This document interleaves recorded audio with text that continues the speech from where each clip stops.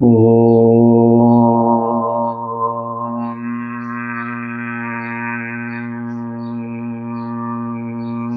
நம சிவாய.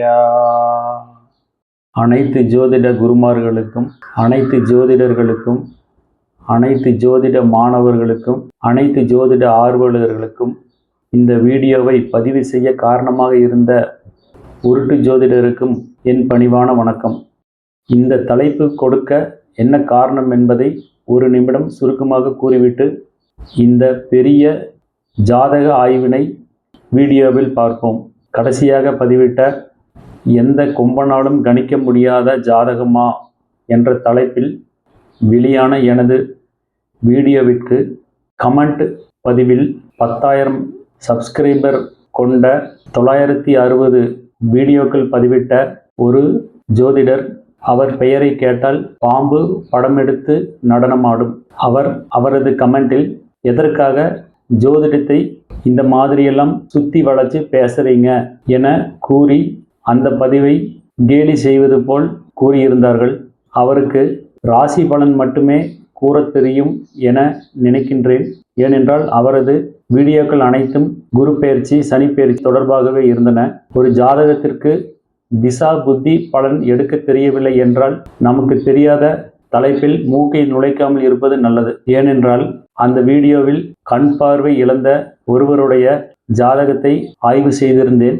அதில் அந்த நிகழ்வு நடந்த பொழுது சுக்கிர திசை, சனி புத்தி என தெளிவாக கூறப்பட்டுள்ளது. அதை சரியாக கவனிக்காமல் சுக்கிர திசை புதன் புத்தியில் நடந்ததாக தவறாக புரிந்து கொண்டு தவறான புத்திக்கு இந்த நிகழ்வினை ஒப்புமைப்படுத்தி விளக்கியுள்ளது வேதனைக்குரியது.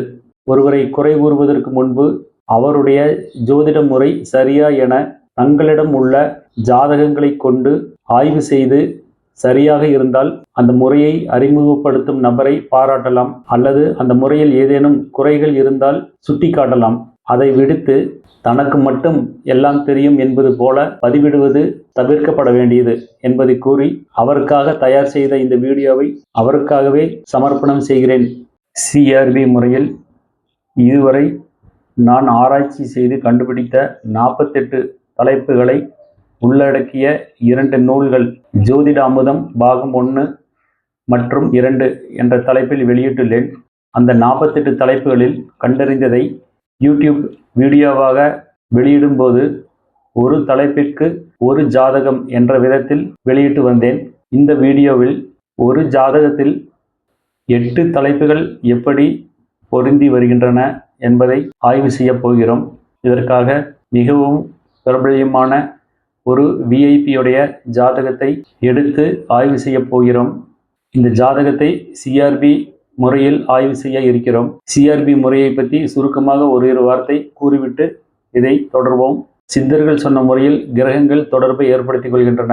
மேலும் 8 முறைகளில் கிரகங்கள் தொடர்பை ஏற்படுத்திக் கொள்கின்றன என்பதை புதிதாக கண்டறிந்துள்ளேன். அதில் முக்கியமாக வதம் நட்சத்திரத்தில் அமர்ந்த கிரகங்கள் தங்களுக்குள் தொடர்பை ஏற்படுத்திக் கொள்கின்றன. வைநாசிகம் நட்சத்திரத்தில் அமர்ந்த கிரகங்கள் தங்களுக்குள் தொடர்பை ஏற்படுத்திக் கொள்கின்றன. வேதை நட்சத்திரத்தில் அமர்ந்த கிரகங்கள் தங்களுக்குள் தொடர்பை ஏற்படுத்திக் கொள்கின்றன. ஒரு கிரகத்தினுடைய 3 நட்சத்திரங்களில் அமர்ந்த கிரகங்கள் தங்களுக்குள் தொடர்பை ஏற்படுத்திக் கொள்கின்றன. இதை பற்றி விரிவாக டிஸ்கிரிப்ஷனில் உள்ள லிங்கில் கூறியுள்ளேன். தெரிந்து கொள்ள விருப்பம் உள்ளவர்கள் அதை உள்வாங்கிக் கொண்டு இந்த வீடியோவை பார்த்தால் நன்கு புரியும். இங்கு இந்த ஸ்கிரீனில் பார்ப்பது அந்த விஐபியினுடைய ஜாதகம். இந்த ஜாதகத்தில் உள்ள சிஆர்பி முறையின் அம்சங்கள் எப்படி பொருந்தி வருகிறது என்பதை நன்கு விளக்கிவிட்டு இதன் பின்னர் வரும் தலைப்புகளை பார்க்கும் பொழுது எளிதாக இருக்கும் என்பதை கூறி இதை பற்றி விளக்குகிறேன். ஒரே கிரகத்தின் 3 நட்சத்திரத்தில் அமர்ந்த கிரகங்கள் இணையும். அந்த 3 நட்சத்திரத்தில் உள்ள கிரகங்களை அந்த 3 நட்சத்திரங்களுக்குள் இடமாற்றி வைத்து பார்க்கலாம் என்பது சிஆர்பி முறையினுடைய சிறப்பம்சம். அந்த விதத்தில் இங்கு லக்னத்தில் பாருங்கள், மாந்தி உள்ளது. மாந்தி அமர்ந்த நட்சத்திரம் மிருகசீரிஷம். மிதுன லக்னத்தின் அதிபதியான புதன் 9ஆம் இடமான கும்பத்தில் அவிட்டம் நட்சத்திரத்தில் உள்ளது. அவிட்டம் மற்றும் மிருகசீரிஷம் இரண்டும் செவ்வாயினுடைய நட்சத்திரம். அதனால் கும்பத்தில் உள்ள புதனை லக்னத்தில் மாந்தி அமர்ந்துள்ள நட்சத்திரமான மிருக சீரிஷத்திற்கு மாற்றி வைக்கலாம். அதனால தான் இங்கே புதன் ப்ளூ கலரில் காட்டியிருக்கேன். அதே போல் கும்பத்தில் உள்ள சூரியன் அமர்ந்த நட்சத்திரம் சதயம், லக்ன புள்ளி அமர்ந்த நட்சத்திரம் திருவாதிரை. திருவாதிரை மற்றும் சதயம் இரண்டும் ராகுவின் நட்சத்திரம். அதனால சூரியனை லக்ன புள்ளி உள்ள திருவாதிரை நட்சத்திரத்திற்கு மாற்றி வைக்கலாம். அப்போ லக்னத்திற்கு சூரியன் வந்ததாக பொருள். இது போல சந்திரன் சிம்ம ராசியில மகம் நட்சத்திரத்தில் இருக்கு. அதே மாதிரி செவ்வாய் சிம்ம ராசியில மகம் நட்சத்திரத்தில் இருக்கு. குரு தனுசுல மூலம் நட்சத்திரத்தில் இருக்கு. மகம் மூலம் இரண்டுமே கேதுவனுடைய நட்சத்திரம். ஒரே கிரகத்தின் இந்த 2 நட்சத்திரத்தில் உள்ள கிரகங்களை இடமாற்றி வைத்து பார்க்கலாம். எப்படின்னா சிம்மத்தில் இருக்கிற சந்திரன் செவ்வாய் இரண்டையுமே தனுசுக்கு மாற்றி வைக்கலாம் இந்த மாதிரி. அதே சமயம் தனுசில் இருக்கிற குருவை சிம்மத்துக்கு மாற்றி வைக்கலாம். என்ன காரணம்னா ஒரு கிரகத்தின் 3 நட்சத்திரத்தில் அமர்ந்துள்ள கிரகங்களை இடமாற்றி வைத்து பார்க்கலாம் என்ற காரணத்தினாலே. அடுத்தது வேதை நட்சத்திரத்தில் அமர்ந்த கிரகங்கள் இணையும். இங்கே பாருங்க, கடக ராசியில சனி இருக்கு. இந்த சனி ஆயில்யம் நட்சத்திரத்தில் இருக்கு. ஆயில்யம் நட்சத்திரத்தின் வேதை நட்சத்திரம் மேல பாருங்க மூலம். இந்த மூலம் நட்சத்திரத்துல குரு இருக்கு. அதாவது 7ஆம் இடத்துல தனுசு ராசியில மூலம் நட்சத்திரத்துல குரு இருக்கு. அப்போ ஆயில்யம் நட்சத்திரத்தில் இருக்கிற சனியும் மூலம் நட்சத்திரத்தில் இருக்கிற குருவும் தொடர்பை ஏற்படுத்தி கொண்டார்கள் அப்படின்னு பொருள். மேலும் இதே ஜாதகத்துல மிதுன லக்னத்திற்கு 10ஆம் இடமான மீனத்துல சுக்கிரன் இருக்கு. அதுவும் ரேவதி நட்சத்திரத்தில் இருக்கு. அதே சமயம் கடக ராசியில் இருக்கிற சனி ஆயில்யம் நட்சத்திரத்தில் இருக்கு. ஆயில்யம் மற்றும் ரேவதி இந்த இரண்டுமே புதனுடைய நட்சத்திரம். அதனால கடகத்தில் இருக்கிற சனியை மீனத்துக்கு மாற்றி வைத்து பார்க்கலாம், அல்லது மீனத்தில் இருக்கிற சுக்கிரனை கடகத்துக்கு டிரான்ஸ்ஃபர் பண்ணலாம். இந்த அடிப்படையை கொண்டுதான் நம்ம இனிமேல் வர்ற அனைத்து தலைப்புகளுக்கும் இந்த ஒரே ஜாதகத்தில் எப்படி பலன் கண்டறிவது அப்படின்னு பார்க்குறோம். இந்த விஐபியினுடைய தந்தை இவருக்கு 2 வயது இருக்கும் பொழுது இறந்து விட்டார். அதற்கான சிஆர்பி முறையில் உள்ள விதிகளை இந்த ஜாதகத்தில் பொருத்தி பார்ப்போம். ரூல் 1, 9, 8 தொடர்பு. மிதுன லக்னத்திற்கு 8ஆம் வீட்டு அதிபதியே 9ஆம் வீட்டுக்கு அதிபதியாக போனதினால் ரூல் 1 பொருந்தி வருவதை பார்க்க முடிகிறது. ரூல் 2, 9, 10 தொடர்பு. மிதுன லக்னத்திற்கு 9ஆம் வீட்டு அதிபதியான சனி ஆயில்யம் நட்சத்திரத்திலும் 10ஆம் வீட்டு அதிபதியான குரு மூலம் நட்சத்திரத்திலும் இருந்து வேதை நட்சத்திர தொடர்பு பெறுவதால் ரூல் 2 பொருந்தி வருவதை பார்க்க முடிகிறது. ரூல் 3, 9, 4 தொடர்பு. மிதுன லக்னத்திற்கு 9ஆம் வீட்டு அதிபதியான சனி கடகத்தில் இருந்து 4ஆம் வீட்டை பார்க்கிறது. மேலும் 4ஆம் வீட்டு அதிபதி புதன் 9ஆம் வீட்டில் இருக்கிறது. ரூல் 4, 9 மாந்தி தொடர்பு. நேரடியாக பார்க்கும்போது 9ஆம் வீட்டுக்கு மாந்தி தொடர்பு ஏற்படவில்லை. அதே சமயம் மாந்தி அமர்ந்த நட்சத்திரம் மிருகசீரிஷம், 9ஆம் வீட்டில் புதன் அமர்ந்த நட்சத்திரம் அவிட்டம். ஒரே நட்சத்திரத்தின் ஒரு கிரகத்தின் 2 நட்சத்திரத்தில் அமர்ந்த கிரகங்கள் இடமாற்றி வைத்து பார்க்கலாம். அப்போ மாந்திய 9ஆம் வீட்டில் வச்சு பார்க்கலாம். இப்போ 9ஆம் வீட்டுக்கு மாந்தி தொடர்பு வருவதை பார்க்க முடிகிறது. ரூல் 5, 9 அல்லது சூரியனுக்கு ராகு தொடர்பு. இங்க பாருங்க, மிதுன லக்னத்திற்கு 9ஆம் வீட்டில் உள்ள சூரியன் சதயம் நட்சத்திரத்தில் அமர்ந்திருக்கு. மேலும் மேசத்தில் இருக்கும் ராகு 3ஆம் பார்வை மூலமாக 9ஆம் வீட்டை பார்க்கிறது. ரூல் 6, 2க்கு வதம், வைநாசிகம், வேதை நட்சத்திரத்தில் ஏதேனும் ஒன்றில் கிரகம் இருப்பது. மிதுன லக்னத்திற்கு 2ஆம் வீட்டு அதிபதி சந்திரன் அமர்ந்துள்ள வீடு சிம்மம், அமர்ந்த நட்சத்திரம் மகம். சந்திரன் அமர்ந்த மகம் நட்சத்திரத்திற்கு வதம் நட்சத்திரம் விசாகம், இதில் கேது உள்ளது. ரூல் 7, 9க்கு வதம், வைநாசிகம், வேதை நட்சத்திரத்தில் ஏதேனும் ஒன்றில் கிரகம் இருப்பது. மிதுன லக்னத்திற்கு 9ஆம் வீட்டு அதிபதி சனி கடகத்தில் ஆயில்யம் நட்சத்திரத்தில் உள்ளது. ஆயில்யம் நட்சத்திரத்தின் வேதை நட்சத்திரம் மூலம், இதில் குரு உள்ளது. அதனால ரூல் 7 பொருந்தி வருவதை பார்க்க முடிகிறது. இந்த விஐபி ஆனவர் திரைத்துறையில் கொடிகட்டி பறந்தவர். இதற்கு சிஆர்பி முறையில் உள்ள இந்த 9 விதிகளும் எப்படி பொருந்தி வருகின்றது என்பதை பார்ப்போம். ரூல் 1 சூரியன் தொடர்பு. அதாவது 1 என்பது லக்னம், லக்னத்திற்கு சூரியன் தொடர்பு. மிதுன லக்னத்திற்கு 3 கூடைய சூரியன் 9ஆம் இடத்தில் உள்ளது.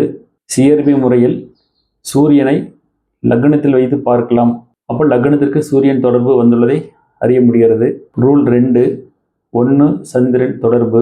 2ஆம் வீட்டு அதிபதி சந்திரன் சிம்மத்தில் இருந்து 9ஆம் வீட்டில் உள்ள லக்னாதிபதியான புதனை பார்ப்பதால் விதி 2 பொருந்தி வருவதை பார்க்க முடிகிறது.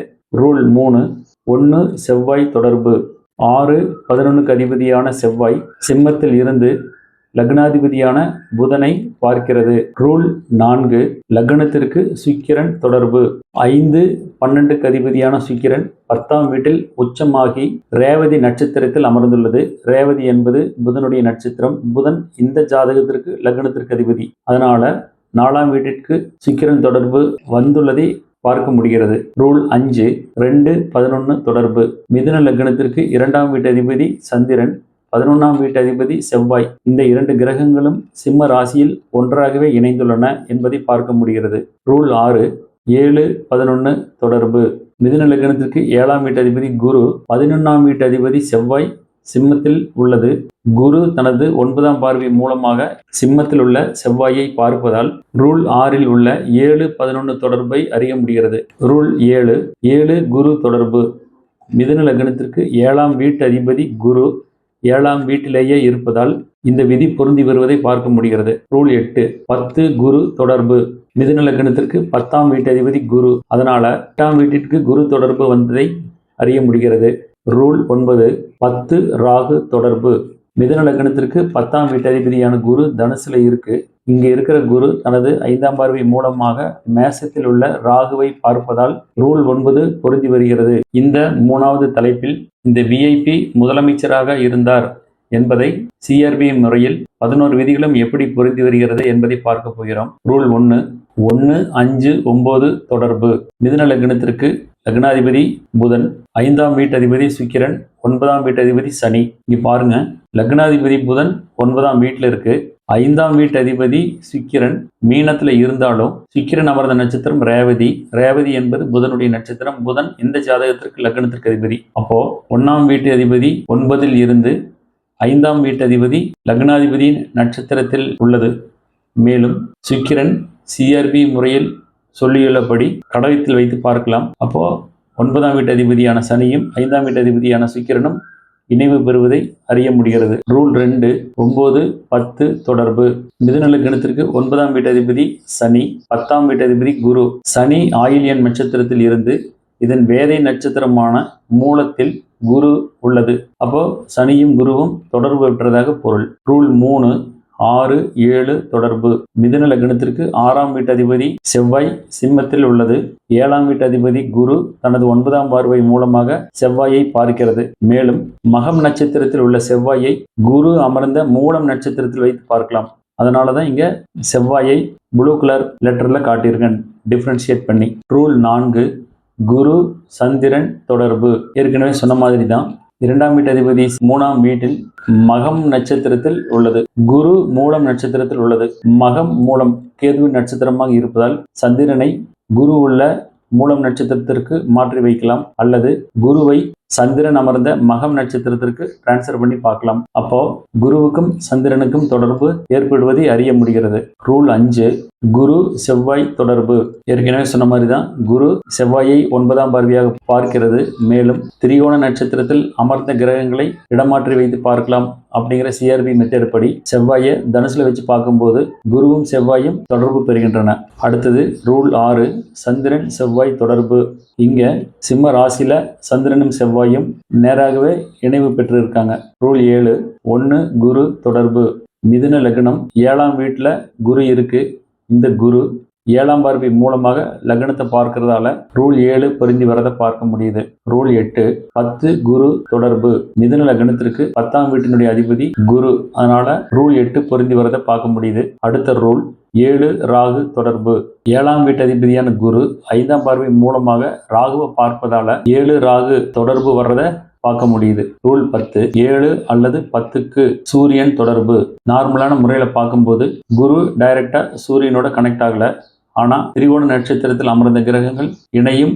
மேலும் கிரகங்களை இடமாற்றி வைத்து பார்க்கலாம் அப்படிங்கிற சிஆர்பி மெத்தட் படி சூரியன் அமர்ந்த சதயம் நட்சத்திரத்தில் இருந்து லக்ன புள்ளி உள்ள திருவாதிரை நட்சத்திரத்திற்கு சூரியனை டிரான்ஸ்ஃபர் பண்ணி பார்க்கலாம். அப்போ சூரியன் லக்னத்துக்கு வந்துடுது. பிறகு குரு சூரியனை 7ஆம் பார்வையாக பார்க்குது. அதாவது 10ஆம் வீட்டு அதிபதி மேலும் 7ஆம் வீட்டு அதிபதி சூரியனோடு தொடர்பு பெறுகிறது. ரூல் 11 சூரியன் ராகு தொடர்பு. மிதுன லக்னத்திற்கு 11ஆம் இடமான மேசத்தில் இருக்கிற ராகு தனது 3ஆம் பார்வை மூலமாக சூரியனை பார்க்கறதால ரூல் 11 மேட்ச் ஆகிறத அறிய முடிகிறது.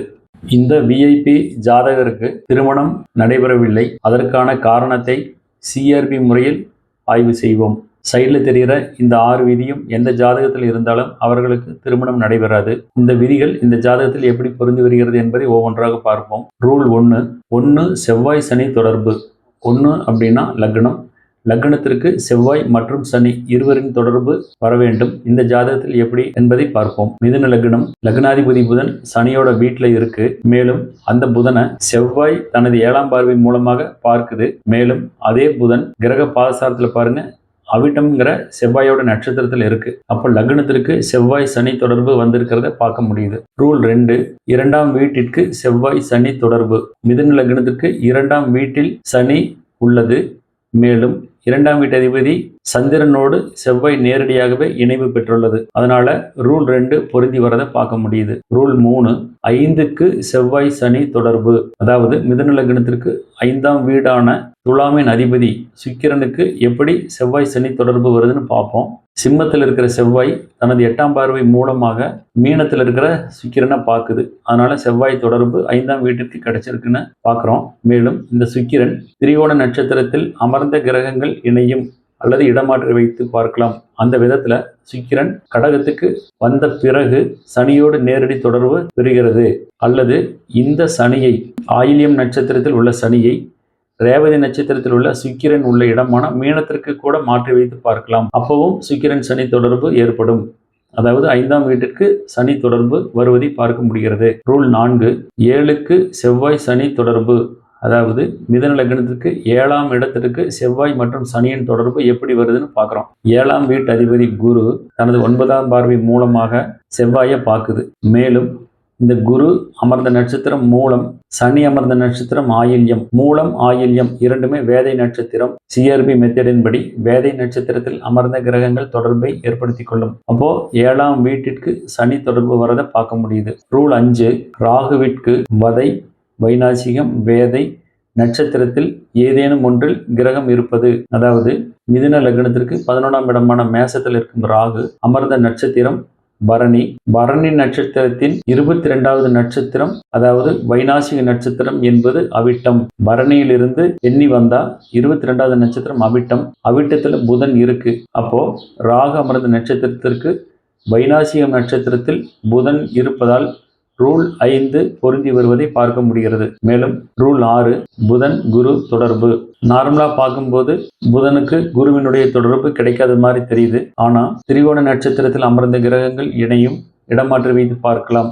அந்த விதத்துல புதன் அமர்ந்த நட்சத்திரம் அவிட்டம், மாந்தி அமர்ந்த நட்சத்திரம் மிருகசீரிஷம் இரண்டுமே செவ்வாயின் நட்சத்திரமா இருக்கிறதுனால புதனை மாந்தி உள்ள மிருகசீரிஷம் நட்சத்திரத்திற்கு மாற்றி வைத்து பார்க்கும்போது லக்னத்திற்கு வந்த புதனை குரு பார்த்து தொடர்பு பெறுகிறது. அதனால இந்த 6 ரூலும் பொருந்தி வரதை பார்க்க முடியுது. இந்த விதிகள் இந்த விஐபி ஜாதகத்திற்கு மட்டுமல்ல, எந்த திருமணம் ஆகாத ஜாதகராக இருந்தாலும் இந்த விதி பொருந்தி வருவதை கண்கூடாக பார்க்க இயலும். இந்த விஐபி ஜாதகர் வெளிநாட்டுக்கு செல்வதற்கான சிஆர்பி மெத்தடில் இருக்கிற சைடில் காட்டியிருக்கிற இந்த 8 விதிகள் எப்படி பொருந்தி வருதுன்னு பார்க்குறோம். ரூல் 1 சந்திரன் தொடர்பு. அதாவது லக்னத்திற்கு சந்திரன் தொடர்பு. லக்னாதிபதி புதன் கும்ப ராசியில் இருக்கு. சிம்மத்தில் இருக்கிற சந்திரன் 7ஆம் பார்வையாக பார்க்குது. அதனால ரூல் 1 பொருந்தி வரதை பார்க்க முடியுது. ரூல் 2 புதன் தொடர்பு.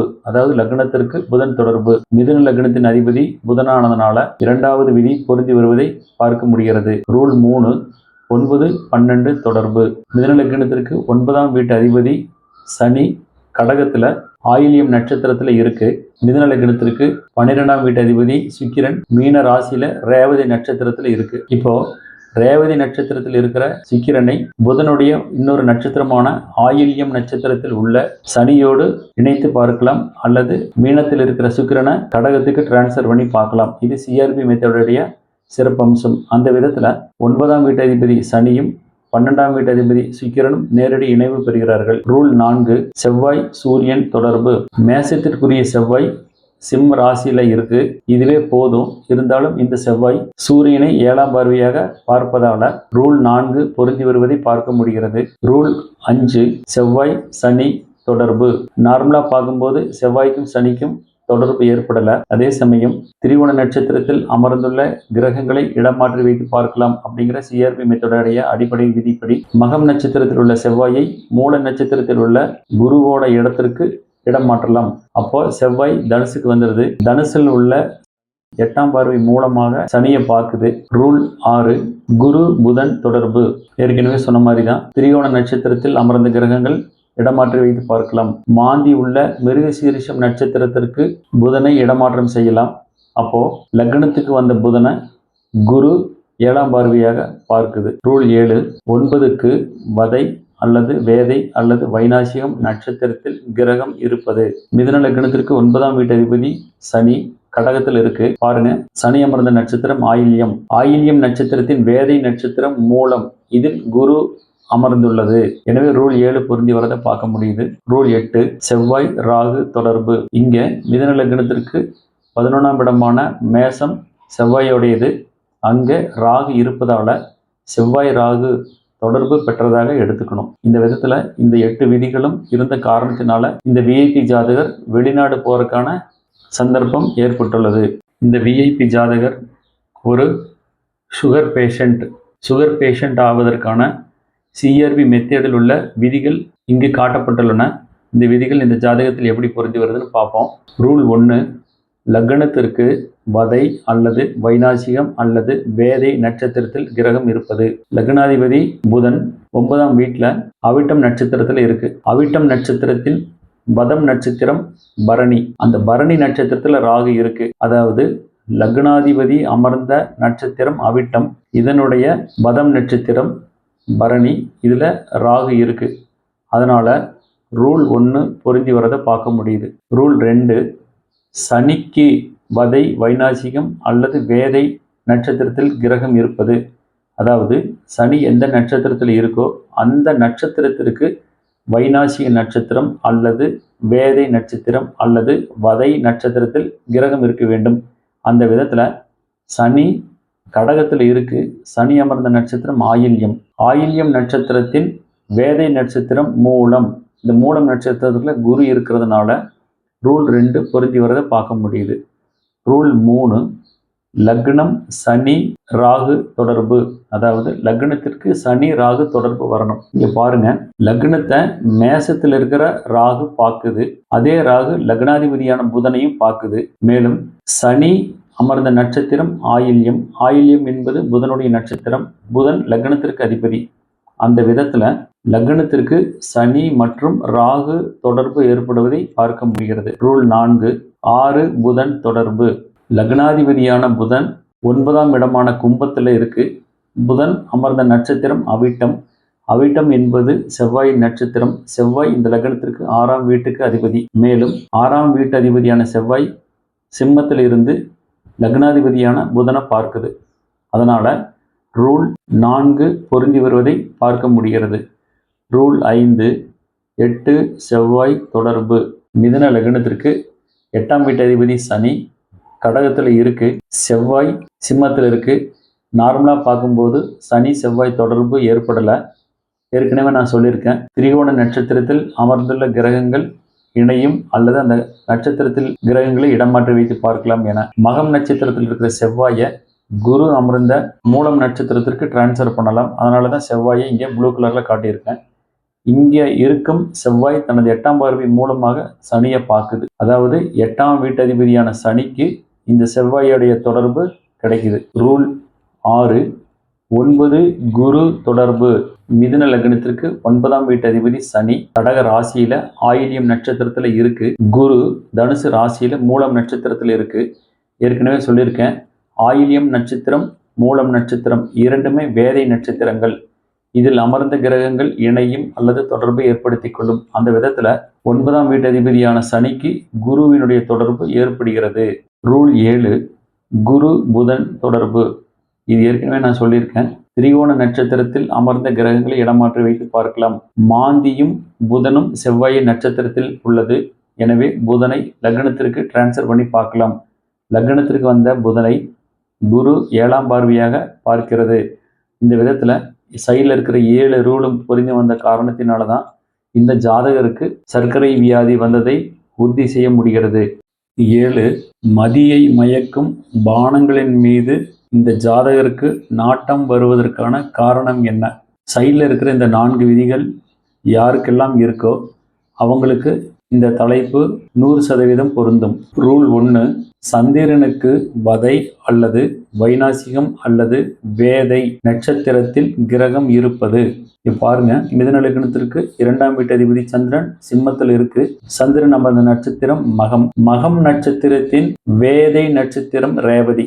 இங்க சுக்கிரன் இருக்கு. இது போல மகம் நட்சத்திரத்தின் வேதை நட்சத்திரம் ரேவதி. அப்போ என்ன எடுத்துக்கணும்னா, சந்திரனுக்கு வேதை நட்சத்திரத்தில் சுக்கிரன் இருப்பதாக எடுத்துக்கணும்.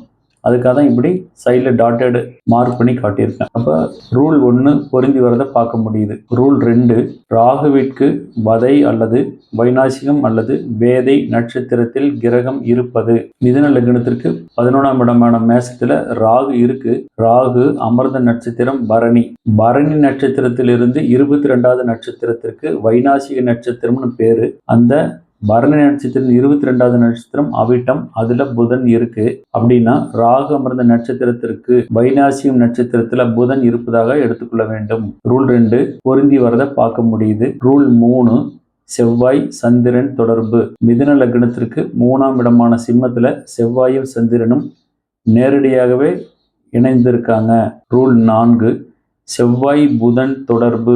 இங்க பாருங்க, சிம்மத்தில் இருக்கிற செவ்வாய் கும்பத்தில் இருக்கிற புதனை நேரடியாக 7ஆம் பார்வையாக பார்ப்பதால ரூல் 4 பொருந்தி வரதை பார்க்க முடியுது. இந்த 4 விதிகளும் இருந்ததுனால தான் இந்த ஜாதகர் மதியை மயக்கும் பானங்களின் மீது நாட்டம் ஏற்பட காரணமாக அமைந்தது.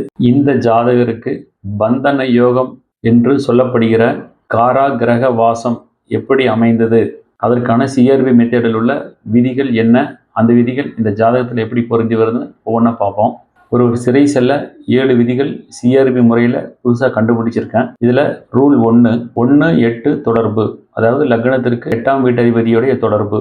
மிதுன லக்னத்திற்கு 8ஆம் வீட்டதிபதி சனி கடக ராசியில் ஆயில்யம் நட்சத்திரத்தில் இருக்கு. ஆயில்யம் என்பது புதனுடைய நட்சத்திரம். புதன் இந்த ஜாதகத்திற்கு லக்னத்திற்கு அதிபதி. அதனால 8ஆம் வீட்டுக்குரிய சனி லக்னாதிபதியான புதனோடு தொடர்பை ஏற்படுத்துவதால ரூல் 1 பொருந்தி வருவதை பார்க்க முடிகிறது. ரூல் 2, 4ஆம் வீட்டுக்கு செவ்வாய் சனி தொடர்பு இரண்டுமே வேண்டும். மிதுன லக்னத்திற்கு 4ஆம் வீடு கன்னி. இதை சனி 3ஆம் பார்வையாக பார்க்கிறது. மேலும் 4ஆம் வீட்டு அதிபதி புதன் கும்பத்தில் இருக்கு.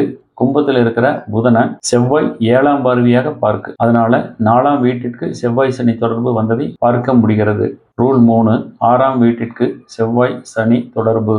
மிதுன லக்னத்திற்கு 6ஆம் வீடு விருச்சிகம். இதன் அதிபதி செவ்வாய். அதனால செவ்வாய் தொடர்பு வந்திருக்கிறத பார்க்க முடியுது.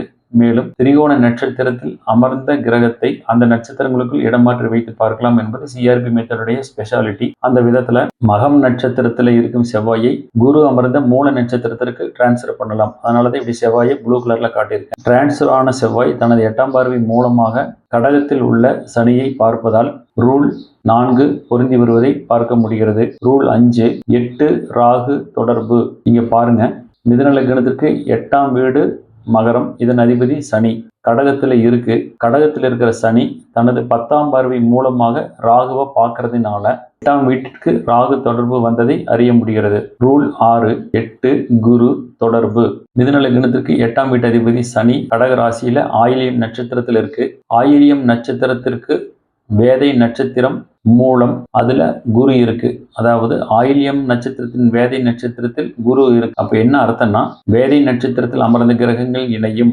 அதனால 8ஆம் வீட்டு அதிபதியான சனியும் குருவும் வேதை நட்சத்திரத்தில் அமர்ந்து தொடர்பு பெறுகிறார்கள் என்பதை பார்க்க முடிகிறது. ரூல் 7, 12ஆம் வீட்டிற்கு சந்திரன் தொடர்பு. மிதுன லக்னத்தின் 12ஆம் வீடு ரிஷபம். இதன் அதிபதி சுக்கிரன் மீன ராசியில ரேவதி நட்சத்திரத்துல இருக்கு. நார்மலா பார்க்கும்போது சந்திரன் சுக்கிரனோடு தொடர்பை ஏற்படுத்தவில்லை. சிஆர்பி மெத்தடில் நான் சொல்லியிருக்கேன், வேதை நட்சத்திரத்தில் அமர்ந்த கிரகங்கள் தொடர்பு பெறும். அந்த விதத்துல சந்திரன் அமர்ந்த நட்சத்திரம் மகம், சுக்கிரன் அமர்ந்த நட்சத்திரம் ரேவதி. மகம் மற்றும் ரேவதி இரண்டுமே வேதை நட்சத்திரங்கள். அதனால 12ஆம் வீட்டதிபதியான சுக்கிரனுக்கு சந்திரன் தொடர்பு ஏற்படுவதை அறிய முடிகிறது. இது போல இங்கே காட்டியிருக்கிற இந்த 7 விதிகளும் இந்த ஜாதகம் மட்டுமில்ல, எந்த ஜாதகமாக இருந்தாலும் அவர்கள் வாழ்நாளில் சிறை செல்வது உறுதி. இது போல ஜோதிட அமுதம் நூலில் 48 தலைப்புகளில் ஆராய்ச்சி செய்து எழுதிய விதிகளை தனித்தனி ஜாதகங்களில் மட்டுமே இதற்கு முன்னர் பார்த்து வந்துள்ளோம். இந்த ஒரு ஜாதகத்தில் மட்டும்தான் இந்த 8 தலைப்புகளில் உள்ள விதிகள் எப்படி பொருந்தி வருகிறது என்பதை காண முடிந்தது. இது போல உள்ள விவரங்களை இந்த ஒரு ஜாதகத்தை கொண்டு விளக்க முடியும் என்றால் இத்தனை தலைப்புகளையும் ஒரே வீடியோவாக வெளியிட்டு பொதுமக்களுக்கு ஜோதிடத்தின் மீது உள்ள நம்பிக்கையை வளர்க்க மற்ற ஜோதிடர்கள் கூட முயற்சி செய்யலாம். மேலும் ஒரு வீடியோவை முழுமையாக பார்க்காமல் அதில் சொல்லப்பட்ட புதிய முறையிலான நுணுக்கங்களை முழுமையாக உள்வாங்காமல் ஏனோ தானோவென்று தனக்கு தெரிந்த அறிவை கொண்டு ஒரு முறையை பழிப்பது என்பதும் ஜோதிடத்தை பழிப்பது என்பதும் வேறானதல்ல என கூறி இந்த ஆய்வை நிறைவு செய்கிறேன். திருச்சிற்றம்பலம்.